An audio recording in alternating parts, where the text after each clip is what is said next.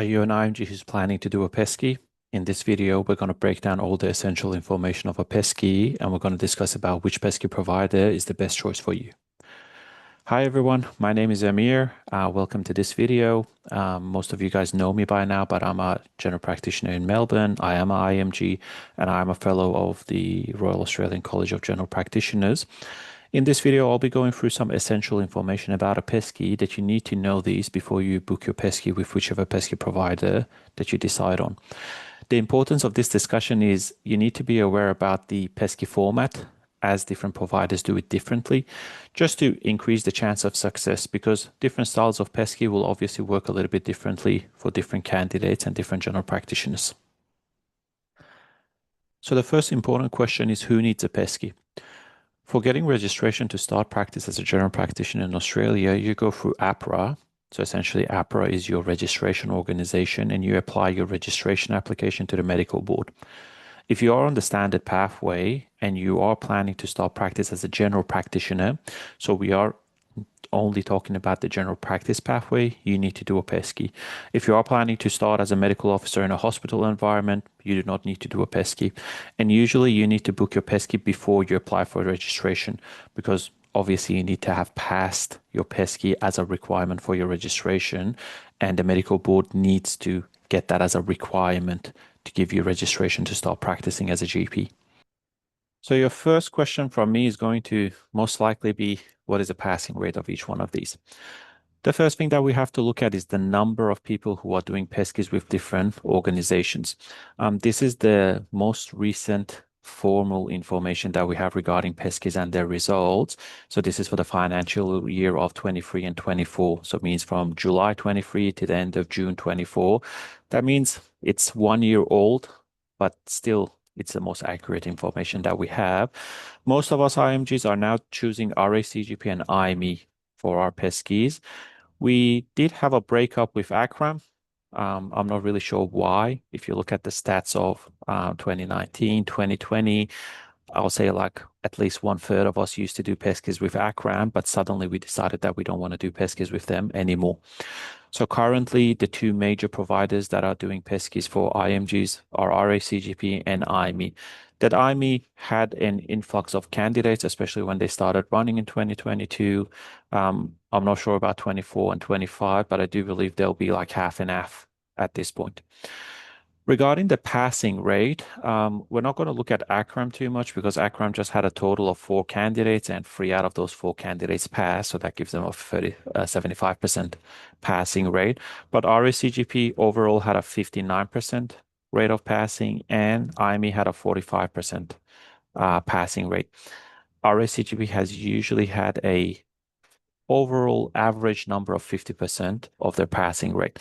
So this is the passing rate, the last formal information that we have for the passing rates of our PESCIs.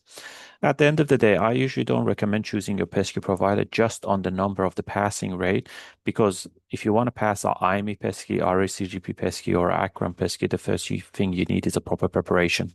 So I'm not going to go choose RACGP just because they have a higher passing rate. I'll prepare well for whichever PESCI that I want to do. Okay, so now let's talk about which provider I want to choose for my PESCI. Before we kind of make a final decision together, we need to understand the differences of the PESCIs for each of these providers. Regarding RACGP, they do 5 cases in their PESCI. They just do case discussions, meaning that there is no role play component to it. There is no simulated patient for you to kind of go into interaction with them, take a history from one of your panels as a patient. So you just do a case discussion. A case discussion means I give you a stem. For example, there's a 50-year-old man who comes to you with headache. You need to discuss about the case and how you approach it as a general practitioner. At steps, I give you history findings. I give you physical examination findings. You need to make a provisional diagnosis and you need to choose your management plan for me. Regarding the case list, RACGP has a reasonable case list. They do try very common general practice presentations that are expectation from all GPs and IMGs to know them and know how to approach them. I'll say the entire case list is around 50, 60 cases of the common presentations to a general practitioner in Australia. The way that RACGP runs the PESCI, usually they give you 3 minutes to think for each case. That is nice because it gives you time to kind of prepare for the case, do a mind mapping, do a brainstorming, remind yourself of key points, differentials, just have a think before you start talking. Most of the time, the STEM is on the screen. We are talking about the environment that you're doing it in an online exam. Obviously, in person, you're going to have it on a piece of paper. And on the screen, they do provide you information that are general information that'll be the same information that kind of appears on your screen, on your software, in your general practice. So the patient's information, name, age, their social history, smoking status, alcohol, if they have a past medical history, medication history, and so on. Because PESCI usually lasts for around 60 minutes, considering everything, usually the cases are wrapped up in 10 minutes. So you do have a 3 minute time to think, but the overall time that you have to present the case is usually around 10 minutes of time. That kind of wraps up the entire PESCI to be around 60 minutes. Now, coming down to IME, IME does 4 cases. In terms of the 4 cases that they do, it does have a role play component. So you're going to take histories as a role play. One of the panel in each case is going to be a simulated patient. There will be your patient. You have to start interaction with them, take a history from them. Obviously, you'll find your findings in the progress of that role play. And later on, the rest of your case is a case discussion. Now, tell me, what examination would you like to do? What are your differentials and provisional diagnosis? What is your management plan for this case? Regarding the case list of IME, IME has a very vast, big case list that makes it a little bit challenging because there's a large number of cases that you have to prepare for. And again, really depends on yourself if you're looking to prepare in that amount of detail. The way that IME does it, they just read out the stem to you. You have to instantly start the case, so there is no time to think, not even 10 seconds to think about, okay, what do I want to do in this case who's come to me with acute abdomen? And usually they provide findings verbally. Obviously, history taking findings are part of your role play. Then they provide you findings of examination, if you have findings of investigation, and you make your management plan for that case. Maybe the most important factor in me choosing my PESCI provider is 2 things. So if I want to end up choosing between RACGP and IME, I'm going to think about 2 things. Number one, IME does involve role plays. That does make it a little bit challenging. This kind of brings in a little bit more communication skills. So in terms of doing a role play, I am looking at your communication skills. I am looking at the way that you form, structure your history taking. I'm looking at the way that you ask me layman questions. And obviously, if you're not very good at history taking, you're going to have some difficulties there. And RACGP does case discussions. The case discussions are one step easier than role plays because you're just talking to yourself. Okay, I have a patient who's come to me with headache. On history taking, I want to ask this question. I want to explore this part. I want to ask this question for this differential. And you just talk to yourself. I'll say the difficulty with RACGP is in terms of the history taking, they cap and give you a limit of 3 minutes in total. So you need to talk only for 3 minutes. Tell me whatever you want to know in history taking. That this time limitation makes it a little bit challenging because you need a very good understanding of what are your key areas of history taking. So you're not just able to give me a list of general questions that might be relevant or irrelevant in that structure and in that case. You have to really think about what are the most important components of my history taking because I have a very limited amount of time. And both of them are challenging. I personally will prefer this one. Having experience working with you guys, IMGs for a very long time as part of my AMC clinical classes and also my PESCI classes, I believe the case discussion might be a little bit easier to handle compared to role plays in an IME environment.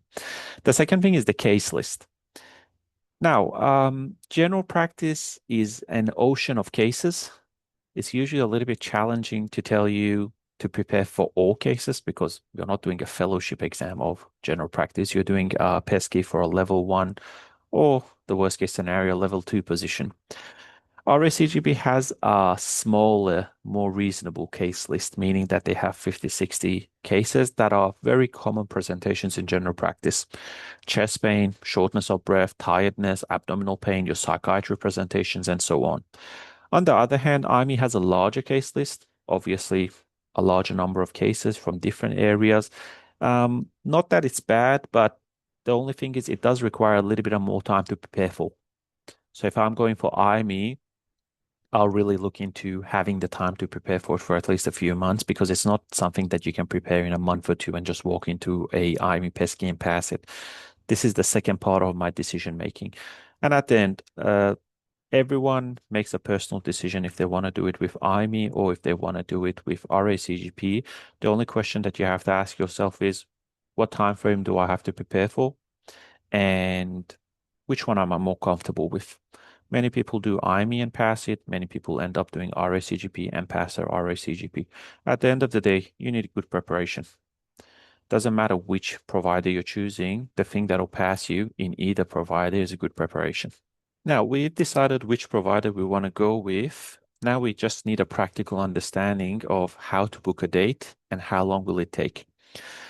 The question of how long does it take until you get your date for your PESCI depends on a few things. The first thing that happens here is you have to lodge an application either to RACGP, ACRAM, and IME. And these applications usually have a few forms that you have to prepare.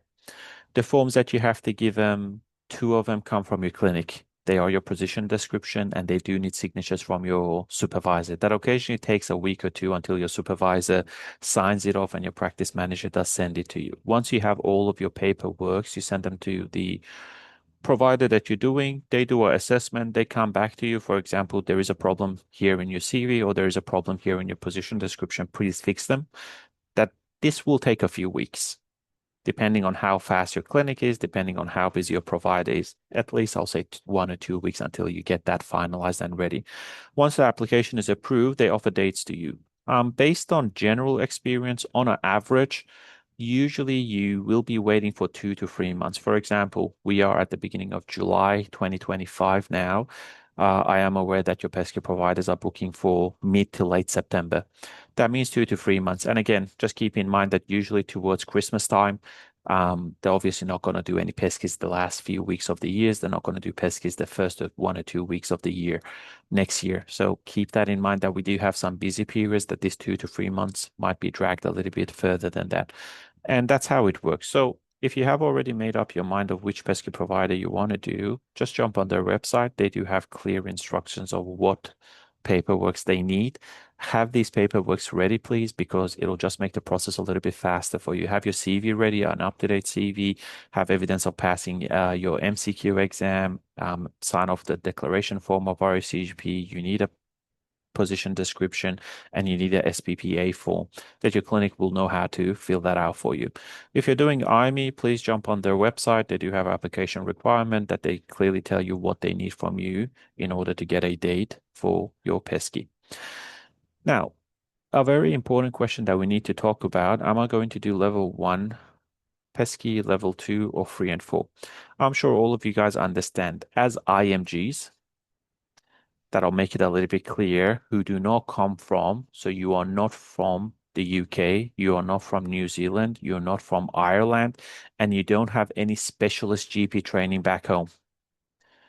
So you don't have any specialist GP training degree because some of the general practice training programs overseas are accredited by RACGP and you have special pathways that you can join. If you're not in these groups, you are definitely not going to do level 3 and 4 because I'm sure your clinic and your supervisor knows that you're never going to get level 3 as a first registration. We come down to level 1 and 2. If you look at the stats, you can clearly see that most of us end up doing a level 1. And I do propose you to choose level 1. I please ask you to choose level 1 because level 2 will create some problems. What are the problems with level 2? Now, you go to your clinic, you tell them I need a supervisor, they agree, they tell you the only problem is your supervisor is happy to supervise you on level 2 position. That you have to read the levels of supervision just to understand the criteria. They do have their own reasons that I do respect the reasons and why they want to do that. But what is the problem of choosing your PESCI as a level 2 PESCI? Number one, you have to be much better in your performance. So in terms of passing a level 2 PESCI, the cases are going to be the same. The expectation is higher. There is no silver line to tell you like this is what I expect from a level 1 to pass them. This is the line that I expect from level 2. Being level 2, you're going to get the same cases, but my expectation is going to be way higher in your history taking skills, in your physical examination skills, and more importantly, in your management skills, showing me that you understand the management methods and practices in Australia. But the most important problem with a level two is, let's say you sign up to a level two PESCI and you pass it. Good on you. You've done a great job. You go to APRA and ask them, APRA, I need registration to start working as a GP, and I've passed a level two PESCI. 99.9% of the time, APRA will approve you on a level one supervision. Now, the question is, why does APRA do this? APRA looks at your level two PESCI that you've passed, and good, you do have the requirement to start working as a GP in Australia, but as a habit, I'll just call it a habit or a routine kind of policy and procedure, they still give you level one supervision because it's safer. They believe it is in the interest of the Australian public and works a little bit better in terms of patient safety. I am saying 99.9% of the time. Again, I have been working with IMGs. I did my PESC in 2018. So in the last 7, 8 years of working in this environment, I have just seen two people to manage get level two off of APRA. And looking at the credentials criteria that those people had, they had specific reasons to be granted level two. Most of you guys are going to get level one. So what's the problem with this? Let's say I get level one. You take this level one to your practice who wanted you on level two. Your supervisor tells you like, I apologize. I cannot supervise you on level one. And the reason is that medical legally, when you're on level one, the entire responsibility of a patient treatment and management and patient care is on the supervisor, not yourself as the IMG who's doing the practice. That many supervisors do not accept that as a reasonable risk, and they don't agree to supervise you on level one. So please keep this in mind. I don't recommend signing up to a level two pesky because you're going to have problems down the track.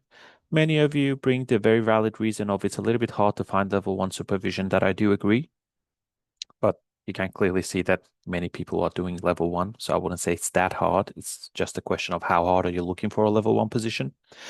And the second point is if due to whatever reason you make the final decision of signing up to a level two pesky, either with ROCGP or IME, I need you to think about what happens if I get a level one registration. So please go to your clinic, please go to your supervisor, have a plan in place that I'm happy to do level two.